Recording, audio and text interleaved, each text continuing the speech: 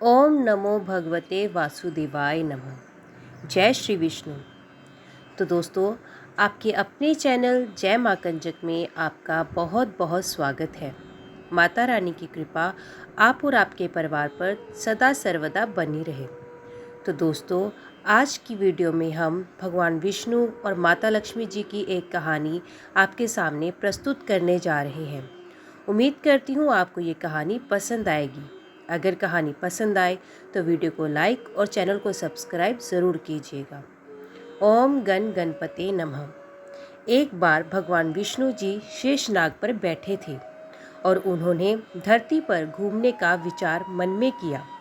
वैसे भी कई साल बीत गए थे धरती पर आए हुए और वह अपनी यात्रा की तैयारी में लग गए।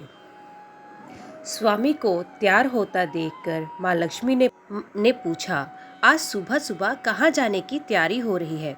विष्णु जी ने कहा, लक्ष्मी, मैं धरती लोक पर घूमने जा रहा हूँ। तो कुछ सोचकर लक्ष्मी माँ ने कहा, हे देव, क्या मैं भी आपके साथ चल सकती हूँ? भगवान विष्णु ने 2 पल सोचा, फिर कहा, एक शर्त पर तुम मेरे साथ चल सकती हो। तुम धरती पर पहुंचकर उत्तर दिशा की ओर बिल्कुल मत देखना। इसके साथ ही माता लक्ष्मी ने हाँ कह के अपनी मनवा ली और सुबह सुबह माँ लक्ष्मी और भगवान विष्णु धरती पर पहुंच गए। अभी सूर्य देवता निकल रहे थे। रात बरसात होकर हटी थी। चारों ओर हरियाली ही हरियाली थी। उस समय चारों ओर बहुत शांति थी और धरती बहुत ही सुंदर दिख रही थी और माँ लक्ष्मी मंत्रमुग्ध होकर धरती को देख रही थी और भूल गई कि पति को क्या वचन देकर आई है और चारों ओर देखती हुई कब उत्तर दिशा की ओर देखने लगी पता ही नहीं चला। उत्तर दिशा में माँ लक्ष्मी को एक बहुत ही सुंदर बगीचा नजर आया और उस तरफ से भीनी भीनी खुशबू भी आ रही थी और बहुत ही सुंदर सुंदर फूल खिले हुए थे। ये एक फूलों का खेत था और माँ लक्ष्मी बिना सोचे समझे उस खेत में चली गई और एक सुंदर सा फूल तोड़ लाई।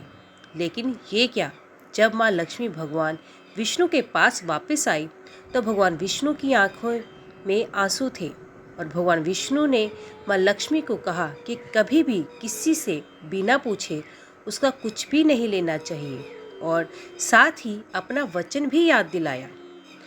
माँ लक्ष्मी को अपनी भूल का पता चला तो उन्होंने भगवान विष्णु से इस भूल की माफ़ी मांगी। तो भगवान विष्णु ने कहा कि जो भूल की है उसकी सज़ा तो तुम्हें ज़रूर मिलेगी। जिस माली के खेत तुमने बिना पूछे फूल तोड़ा है ये एक प्रकार की चोरी है। इसलिए अब तुम 3 साल तक माली के घर नौकर बनकर रहो। उसके बाद मैं तुम्हें बैकुंठ में वापस बुलाऊंगा। माँ लक्ष्मी ने चुपचाप सर झुकाकर हाँ कर दी और माँ लक्ष्मी एक गरीब औरत का रूप धारण करके उस खेत के मालिक के घर गई। और घर क्या, एक झोपड़ा था और मालिक का नाम माधव था। माधव की बीवी, 2 बेटे और 3 बेटियां थीं। सभी उस छोटे से खेत में काम करके किसी तरह से गुजारा करते थे।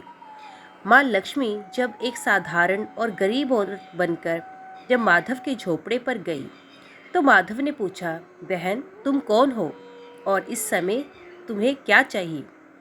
तब माँ लक्ष्मी ने कहा, मैं एक गरीब औरत हूँ। मेरी देखभाल करने वाला भी कोई नहीं। मैंने कई दिनों से खाना भी नहीं खाया।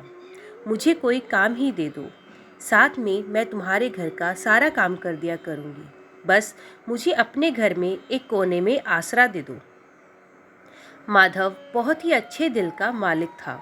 उसे दया आ गई, लेकिन उसने कहा, बहन, मैं तो बहुत ही गरीब हूँ। मेरी कमाई से मेरे घर का खर्च मुश्किल से चलता है। लेकिन अगर मेरी 3 की जगह 4 बेटियाँ होती तो भी मैंने गुजारा करना ही था।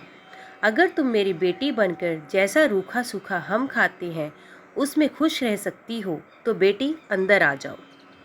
माधव ने माँ लक्ष्मी को अपने झोपड़े में शरण दे दी और माँ लक्ष्मी 3 साल उस माधव के घर पर नौकरानी बनकर रही। जिस दिन माँ लक्ष्मी माधव के घर आई थी उससे दूसरे दिन ही माधव को इतनी आमदनी हुई, फूलों से कि शाम को एक गाय खरीद ली।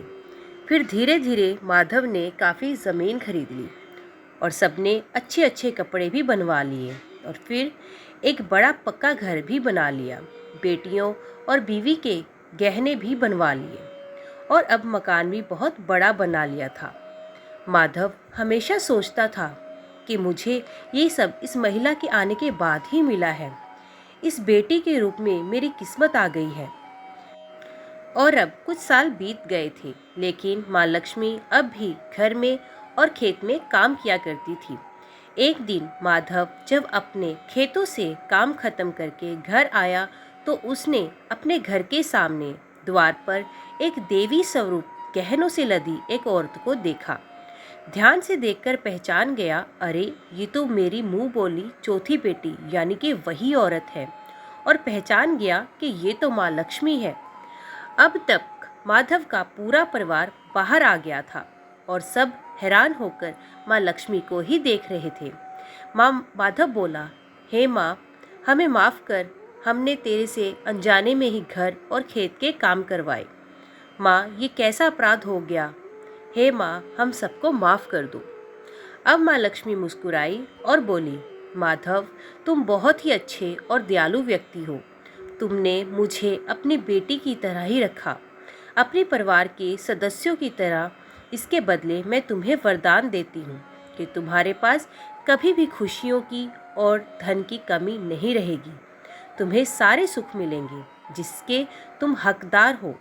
और फिर माँ अपने स्वामी के द्वारा भेजे रथ में बैकुंठ में चली गई। इस कहानी में माँ लक्ष्मी का संदेशा है कि जो लोग दयालु और साफ दिल के होते हैं, मैं वहीं निवास करती हूँ। हमें सभी मानवों की मदद करनी चाहिए और गरीब से गरीब को भी तुच्छ नहीं समझना चाहिए। तो दोस्तों, आज की वीडियो में बस इतना ही। उम्मीद करती हूँ आपको ये अध्याय पसंद आया होगा। वीडियो पसंद आई हो तो वीडियो को लाइक और चैनल को सब्सक्राइब ज़रूर करें। तो दोस्तों, मिलते हैं एक अगली कथा के साथ। तब तक के लिए देखते व सुनते रहिए। जय माँ कंजक, जय माता दी।